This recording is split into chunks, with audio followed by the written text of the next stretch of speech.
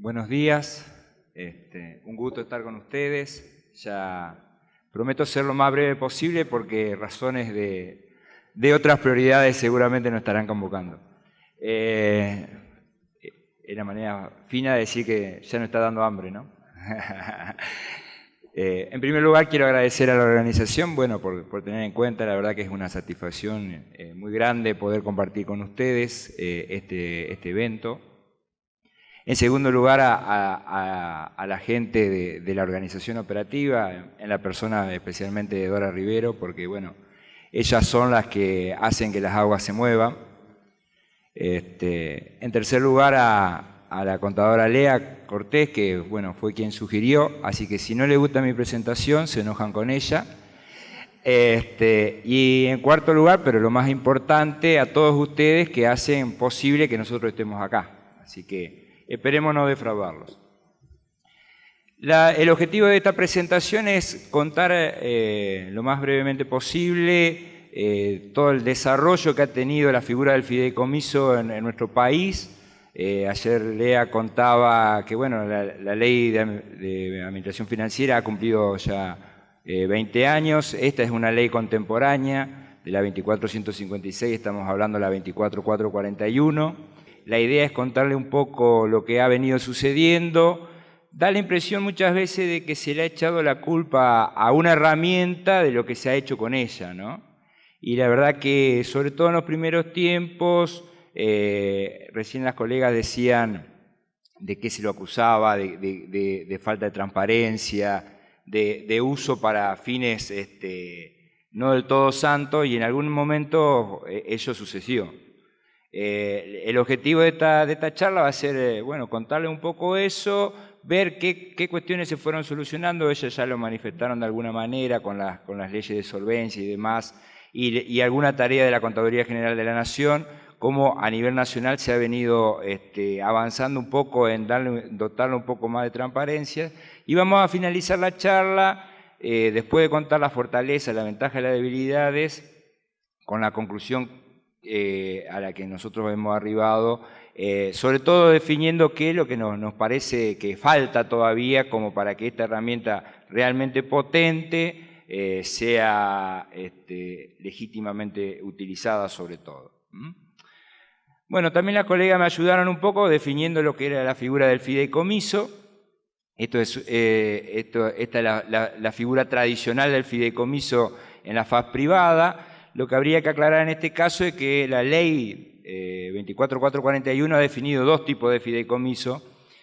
Uno es el ordinario y el otro es el financiero. El financiero, aquel instrumento a través del cual a partir de un fiduciario, que normalmente debe ser una entidad financiera, se obtienen fondos del mercado con el objetivo de justamente realizar determinado tipo de actividades. Y por el otro lado tenemos el fideicomiso ordinario, que un poco responde a la figura que ustedes están viendo aquí, en donde es el propio fiduciante quien aporta los bienes o derechos o el patrimonio a los fines de constituir el fideicomiso y de ahí en adelante desarrollar el objetivo perseguido.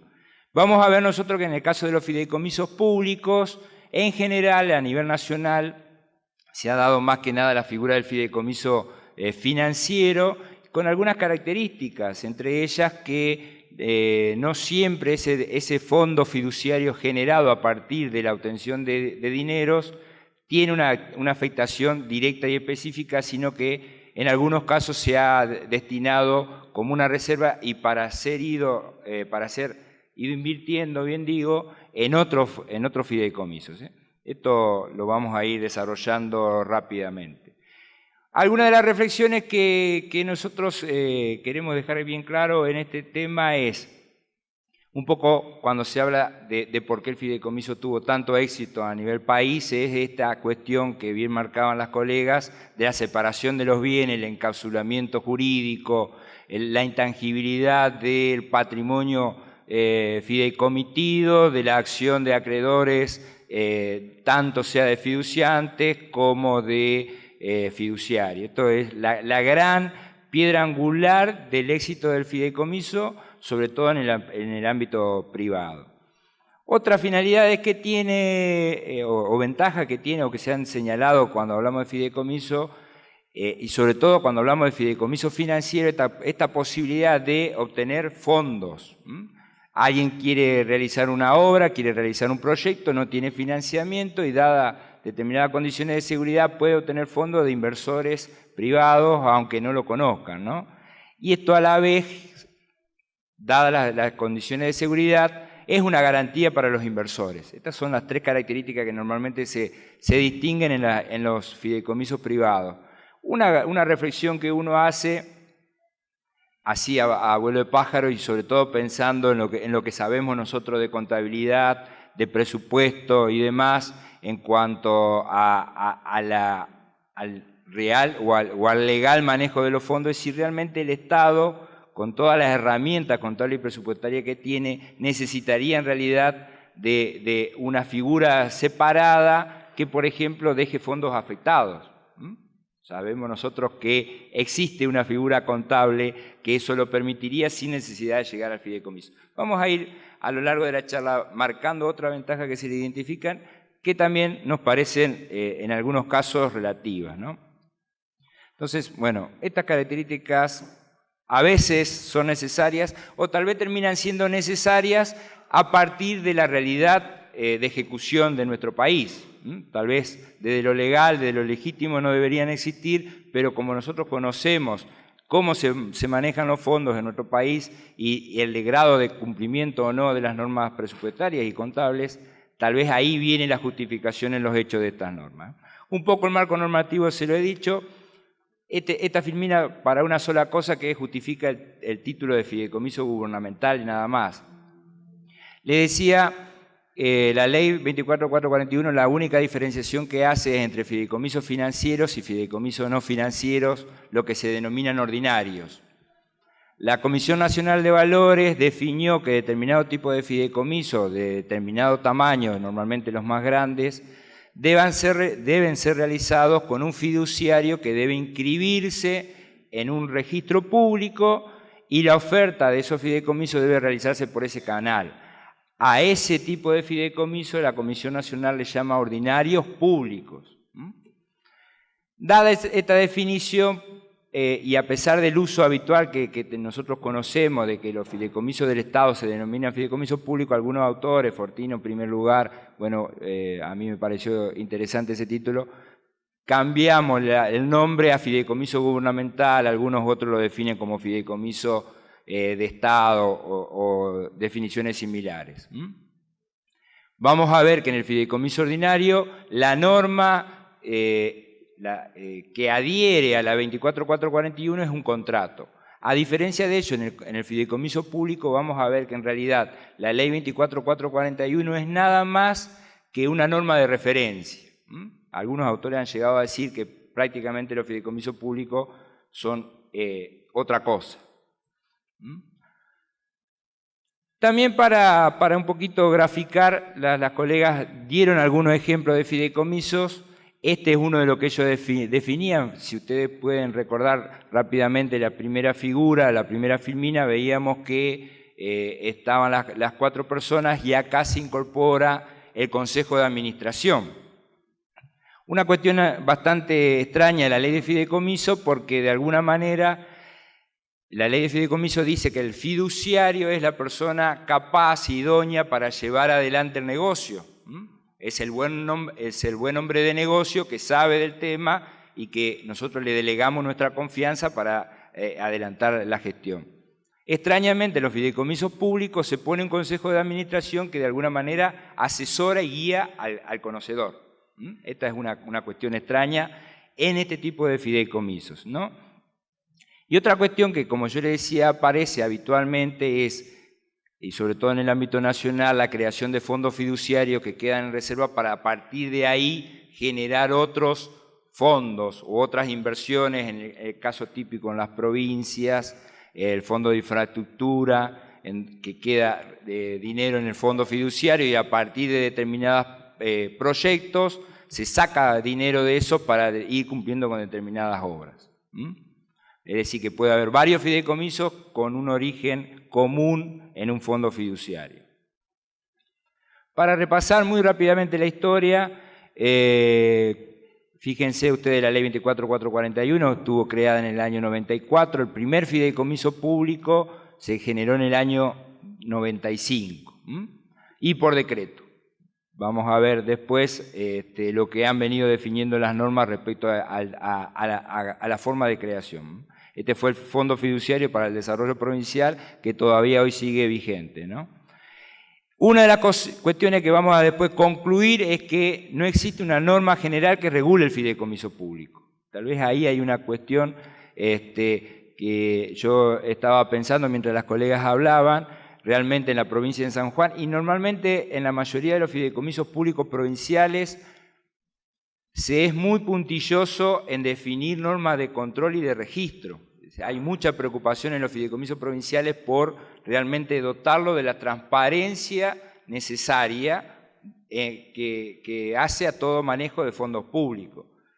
Pero realmente hoy eso depende de la decisión política, de la norma de creación de ese fideicomiso.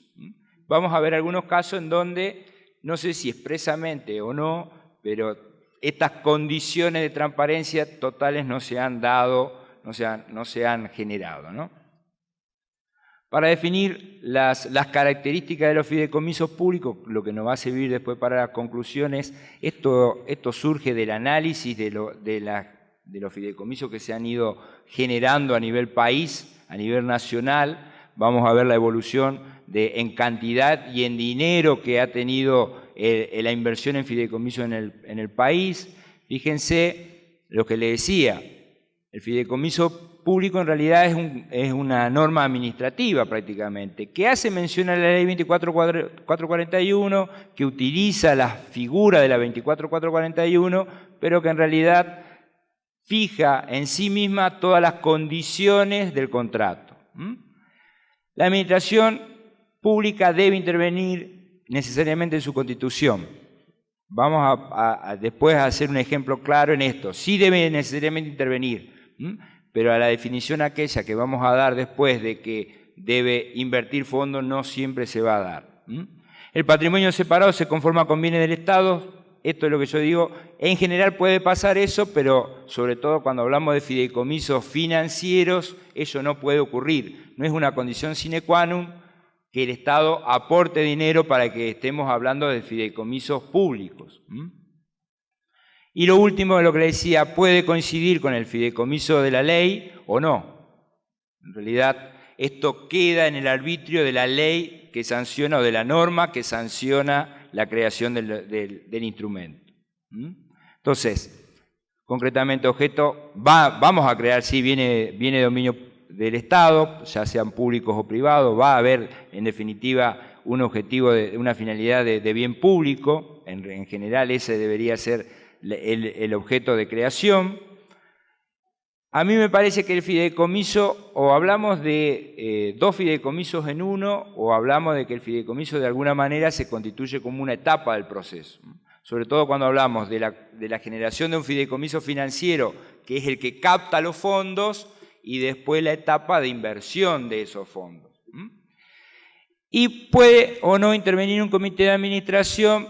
Desde el punto de vista de la ley 24441 esto es muy extraño porque una de las cosas que tiene prohibida la ley de fideicomiso es que fiduciante y fiduciario sean la misma persona. Y si nosotros hablamos de que Consejo de Administración o inclusive el mismo Nación Fideicomiso, si bien, bueno, desde el punto de vista jurídico es una persona distinta al Estado, el fiduciante Estado aporta, el Consejo de Administración toma decisiones, el Consejo de Administración normalmente conformado por funcionarios del Estado, la ley 24441 no se estaría cumpliendo. Pero bueno, por eso ha llegado a decir algunos autores que en realidad se usa el título, pero estamos en presencia de una figura propia del derecho administrativo. Un concepto que por ahí encontramos habitualmente en la bibliografía es una especie de fideicomiso por el cual el Estado directamente o por intermedio de alguna de sus dependencias y en su carácter de fideicomitente, fiduciante, transmite la propiedad de bienes de su dominio o afecta fondos públicos a un fiduciario para realizar algún fin lícito de interés público. Esto le decía él la definición general, pero realmente no siempre sucede eso.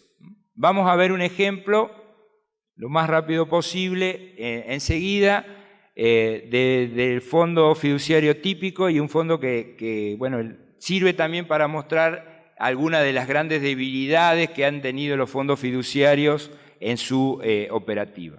Antes de eso les cuento muy rápidamente, fíjense ustedes que de su creación tuvieron una evolución muy importante en cuanto a cantidad. Desde el año 95 que hubo el primero, llegamos al 2007 con 16 fondos fiduciarios. A partir de ahí, caso Escanca de por medio, que es de lo que vamos a hablar en un segundo, como que la creación de los fondos se limitó, no hubo más, pero hoy en día tenemos en el año 2014 15 fideicomisos, por lo menos son los que figuran en el presupuesto, y extrañamente me preocupé en tratar de encontrarlo. Este fideicomiso para productores de trigo que se creó en el año pasado no aparece dentro del presupuesto del año 2014. Así que uno no lo encontramos, puede haber algunos otros más ahí dando vuelta. En cuanto al presupuesto, esto es solamente presupuesto, no ejecución. Fíjense también la evolución significativa que ha tenido el manejo de fondos públicos a través de esta figura, ¿no? Comenzamos allá en el año 2002 en la estadística con 1.330 millones de pesos y al año 2014 el presupuesto consideraba 33.300 millones de pesos. Manejo de fondos fiduciarios, con 15, no con 17. Yo dije, en el año 2013 se creó el fondo para trigo y ahora en el año 2014 se ha creado uno más para el fondear, que tampoco están acá dentro de los 33.300 millones. Para ser justos,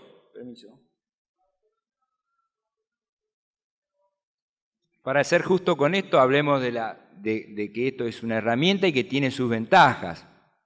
Ventajas que, como yo le decía, para mí surgen de la realidad de nuestra presupuestaria y contable que no podemos ignorar. Nosotros no tenemos en los hechos, si bien está definido formalmente la necesidad, la utilidad de un presupuesto plurianual, no existe en los hechos. Y el fideicomiso de alguna manera asegura la permanencia de fondos para un objetivo determinado. Esto hay que reconocerlo, esos fondos quedan afectados, por utilizar una palabra conocida, a esa obra, a ese proyecto. Tal vez si tuviéramos esta otra herramienta que tanto hemos reclamado durante mucho tiempo, no haría falta este instrumento del fideicomiso. Desde esta perspectiva, asegura el financiamiento y la estabilidad de un programa público, estabiliza financieramente las políticas públicas al asegurar su financiamiento futuro. Sobre todo cuando hablamos de fideicomisos financieros, los inversores tienen que ganar plata. Para eso van a invertir como invertirían en cualquier empresa. Desde esta perspectiva, lo que le tenemos que asegurar es el repago de los intereses o de su renta en los momentos de vencimiento. De alguna manera, el fideicomiso, al constituirse como fideicomiso financiero, al transmitir en la administración a Nación Fideicomiso en general, que es el administrador por antonomasia, está garantizando que los inversores vayan a cobrar, ¿no? Esto es de las principales ventajas que se han destacado de los fideicomisos. Le permite al Estado también concentrar recursos de distintos orígenes y ponerlos todos a trabajar en un objetivo común. Sabemos nosotros que la coordinación entre distintas oficinas, entre distintos organismos, entre distintos ministerios muchas veces es difícil. En esta forma, ya pensando en los operativos, se solucionan esas debilidades o restricciones. Se lo afecta a ese objetivo muchas veces. Se crea un patrimonio separado sujeto a normas específicas. La ley de creación y el contrato de fideicomiso se transforman en la ley a seguir para esa operación. Esto es una de las ventajas que tiene el fideicomiso en general, pero que para el caso del fideicomiso público se hace tangible al definir concretamente este fideicomiso sigue por estas normas. Las normas de contabilidad normalmente deberían estar incorporadas y sobre todo la obligación de llevar las normas de contabilidad. Muchas veces hemos charlado con gente de contaduría o inclusive de las direcciones de presupuestos, que ellos tienen que imponer, aunque no estuvieran en la ley, las condiciones que hacen a la transparencia. Esto debería ser uno de los requisitos de la ley de creación, que esté estipulada el cumplimiento de las normas de registro y contabilidad pública, porque estamos en presencia de fondos de ese tipo, ¿no? Y permite proyectar políticas de largo plazo. El fideicomiso, según la ley, tiene un plazo de duración de 30 años como tope. No he visto fideicomiso público que se extienda de tanto plazo, pero sí, bueno, tenemos acá la posibilidad de definir un horizonte de largo plazo. Entre las debilidades que se le detectaron a esto, más allá de esta vieja cuestión de la falta de transparencia, del uso de los fideicomisos para no registrarlo presupuestariamente y demás, se plantean 4 o 5 cuestiones, algunas que se han venido solucionando y otras que todavía siguen subsistentes. La primera es que no hay una pauta clara general que regule la necesidad o no de crear un fideicomiso. Entonces un funcionario de turno puede decir, mira, yo no quiero que esto pase por las generales de la ley, creo un fideicomiso y lo manejo de acuerdo a la norma que yo mismo voy a establecer o voy a proponer a través de la ley. Yo le decía, en muchos casos se confunde el fiduciante con el fiduciario. Si bien estamos en presencia de un fideicomiso que maneja fondos del Estado, esto está prohibido por la ley, la ley base, ¿no? Otra de las cuestiones es que esto ha sucedido en los hechos y por eso se lo marca como una debilidad. En algún caso escuchaba de que esta era una ventaja. En realidad, si uno constituye un fideicomiso con una finalidad específica, debería ser una ventaja que justamente no se puedan retirar fondos de ahí porque tenemos un objetivo preciso. Lamentablemente, la realidad nacional ha mostrado que en la medida que hay fondos ociosos, que hay fondos que todavía no se utilizan, se han retirado para otros objetivos. Entonces, ahí hay una debilidad en los hechos concretos. Decíamos recién, la ventaja es que afectamos fondos para conseguir un proyecto. Ahora estamos diciendo que en algunos casos, en la realidad, se han retirado fondos para destinarlo a otra cosa. ¿Qué pasa si no, en la medida de las necesidades, no podemos recuperar esos fondos invertidos en otro objetivo?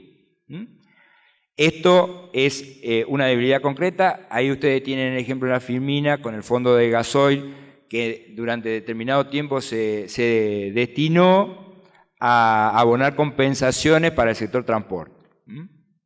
Cuando necesitemos para el objetivo específico del fondo del gasoil, habría que ver si los fondos son viables de recuperar.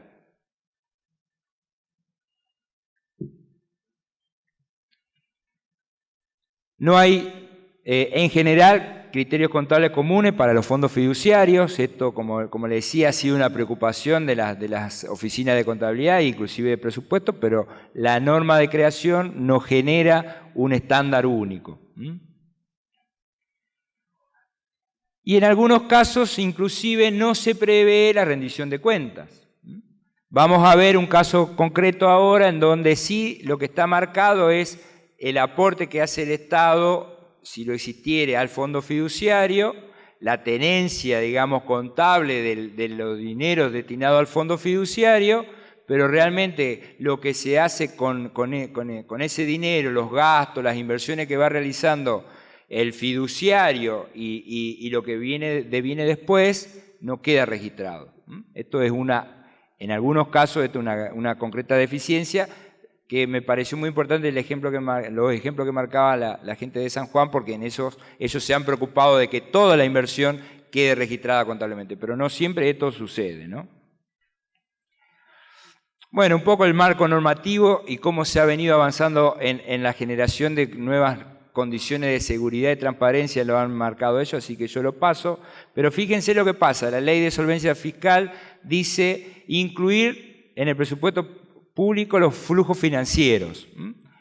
El decreto 906 de julio del 2004 habilitó a que determinados fondos no vayan a utilizarse en determinados fideicomisos. De tal manera que la información respecto al flujo financiero queda bastante relativizada. Vamos a informar de otro uso de ese flujo, ¿sí? La ley de solvencia fiscal, fíjense, definió que todo fideicomiso debía ser creado por ley. Nosotros tenemos reciente, hay ejemplos más viejos, pero tenemos reciente del año 2013 el decreto 516. Y el decreto 606 del 28 de abril de este año también crea otro fondo fiduciario sin el requisito legal. Es cierto que en este último caso, sobre todo, hace mención a las condiciones de emergencia, de urgencia, que habilitaría de alguna manera la excepción, pero bueno, estamos determinando pautas de cumplimiento y a renglón seguido incumpliéndolas, ¿no? De nuevo, yo les quería contar a ustedes todo el avance que hemos tenido a partir de la detección de debilidades respecto a generar condiciones de transparencia y seguridad. Las colegas sanjuaninas me han facilitado esta parte. Deben estar incorporados los fondos fiduciarios en el presupuesto. La particularidad que yo he encontrado es que todavía no se consolida esa obligación en la ejecución de la cuenta general. Y vamos a ver un ejemplo. Ya con esto vamos terminando. Este es un ejemplo que yo lo tomé obviamente de mi provincia, que me tocó por ahí participar en forma directa, pero que es el caso típico que se ha dado en todo el país con el Fideicomiso para el Desarrollo Gasífero. Y van a ver por qué este ejemplo es útil cuando vayamos avanzando. Esto es también un ejemplo claro para definir que el Estado debe intervenir, la Administración debe intervenir para hablar de fondo fiduciario público, pero no necesariamente debe poner dinero. Estamos en presencia de un fideicomiso financiero, el fiduciario nació en fideicomiso, pero cuando hablamos de fideicomiso financiero hablamos de inversiones externas, es decir, buscamos acreedores, buscamos inversores. Hay dos tipos de fideicomisos. En este caso se utilizó valores representativos de deuda, es decir, le vamos a pagar a los inversores intereses. En este caso del fideicomiso, la provincia de Entre Ríos estaba obligada solamente a aportar dinero si lo recaudado a través de los inversores no era suficiente para desarrollar la obra. A tal punto fue que casi hasta el final de la obra la provincia no aportó dinero. Por lo tanto, aquella definición que decíamos que el Estado aporta no es condición sine qua non, de nuevo, para hablar de fideicomisos públicos. Todos los recursos vinieron de los privados. Este aporte público que ustedes ven a la izquierda de su pantalla era condicional y prácticamente no se dio. Los bienes fideicomitidos son las obras de tendido de la red de gas natural. Y vamos a tener los beneficiarios. Los beneficiarios, en realidad, en la ley de creación de este fideicomiso definió concretamente y correctamente que los beneficiarios son los inversores, pero que luego tenemos una obra terminada. Y esa obra, en teoría, es del Estado, ¿sí? Pero en realidad es del concesionario de la red de gas natural. Mientras haya un concesionario de gas natural, el Estado no puede hacer uso de esa obra. Será el dueño registral, ¿sí?, de los caños bajo tierra, dicho sea de paso, pero en realidad el que hace uso es el contratista de la atención al público, por llamarlo de alguna manera, de este bien que es el gas natural. Vamos a la segunda etapa. Como yo les decía, el fideicomiso es dos fideicomisos en uno o una etapa de un proceso. Teníamos que hacer la obra. Con esta etapa anterior recaudamos fondos. Ahora hay que hacer la obra. Nación Fideicomiso, fiduciario, no está en condiciones de llevar adelante la cuestión operativa, así que contrató a una empresa, un sujeto en carácter de director de obra, para hacerse cargo de la apertura de tierra, los caños, todo lo que es una obra de gas natural, de tendido de gas natural. Ese director de obra realizó todos los contratos necesarios con terceros, con privados, para conseguir los proveedores que hicieran posible la realización de la obra. Y ahí aparecieron lo que todos conocemos. Esto es caso Escanca. A tal punto esto es así, o esto sucedió así, y acá hay un llamado de atención, sobre todo con los fideicomisos públicos y con las necesidades de control o no, que fíjense que claramente en la etapa de las facturas apócrifas llegó en la etapa en donde estaban participando privados.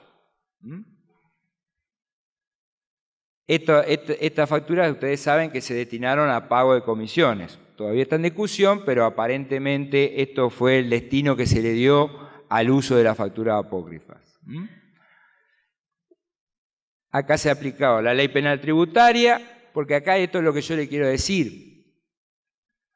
La justificación que se dio de los estamentos públicos es que, bueno, que acá hubo corrupción entre privados. Y de hecho que fue así. El contratista buscó factura trucha para generar un excedente financiero, miren qué bien que lo decimos, para pagar determinados compromisos contraídos con anterioridad. ¿Está? Y fue corrupción entre privados, eso no queda dudas. Y la cuestión fue que, y un problema fue así, que esto no quedaba registrado en la contabilidad. Y esto se detectó por los organismos de control fiscal, tributario. Si no hubiera habido esta existencia de un comprobante ilegítimo que lo detectó AFIP, el Estado no hubiera detectado nada. Y hubiéramos tenido una obra tal vez con sobrecostos, pero la obra realizada al fin. ¿Sí? Esto es un problema de la constitución del fideicomiso y de la falta de definición de justamente lo que pasa en San Juan, de que todos los gastos estén registrados y todos los gastos formen parte del presupuesto. Esto, hecho concreto que sucedió, por eso lo quería traer a colación, de que la ausencia de definiciones por ahí puede llegar a provocar este tipo de efectos. Luego de esto vinieron otras pautas de control, la SIGEN tomó cartas en el asunto, estableció la rendición de cuentas, la verificación del destino. Esto un poco ya lo hemos venido contando acá con las colegas. En definitiva, se avanzó en un control mayor. Se incorporó la obligación de información periódica, últimamente ya tiene que ser mensual. La Contaduría General también avanzó con normas de contabilidad, la obligación de incorporar en la cuenta de ahorro, inversión, financiamiento, informar las transferencias, y ayer hablaba con el contador Duro, él me decía que confeccionaba balance de cada fideicomiso y los integraba en el balance general. Es decir, ahí tenemos un avance. De cualquier manera, creo yo que quedan ya para concluir, que queda subyacente determinado tipo de debilidades, y sobre esto vamos a concluir. En realidad, como reflexiones finales, cuando hablamos de fideicomiso público, de fideicomiso gubernamental, de fondos fiduciarios, en realidad estamos haciendo mención a una figura que surge de la 24441, pero que en realidad puede llegar a tener características totalmente distintas porque las define la ley de creación. Y esa ley de creación pasa muchas veces por las circunstancias políticas o coyunturales de momento y por la mayor o menor fuerza que pueda tener el gobierno de turno a la hora de definir qué quiero cumplir y qué no quiero cumplir.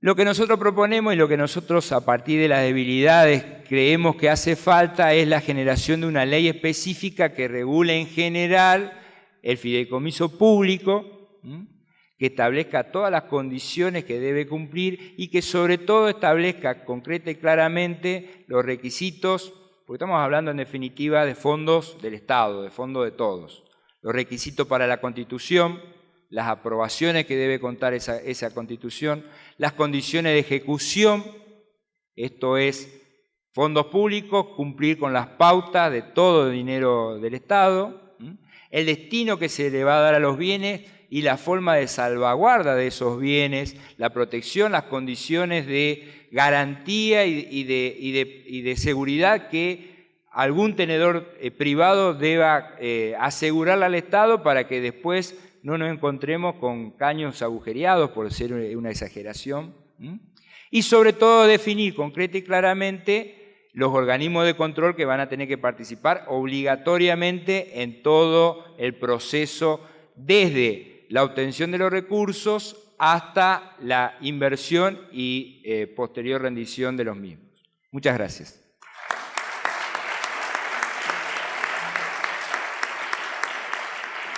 Sí, acá. Yo te quería preguntar, porque investigando, o sea, vi que había en el año 2007 un proyecto de ley que había ingresado a Cámara para justamente regular la figura del fideicomiso. ¿Vos sabes qué pasó con eso? Porque se creaba una comisión bicameral, o sea, toda una serie de... Eso quería saber. Sí, en concreto no prosperó ese proyecto. Hay...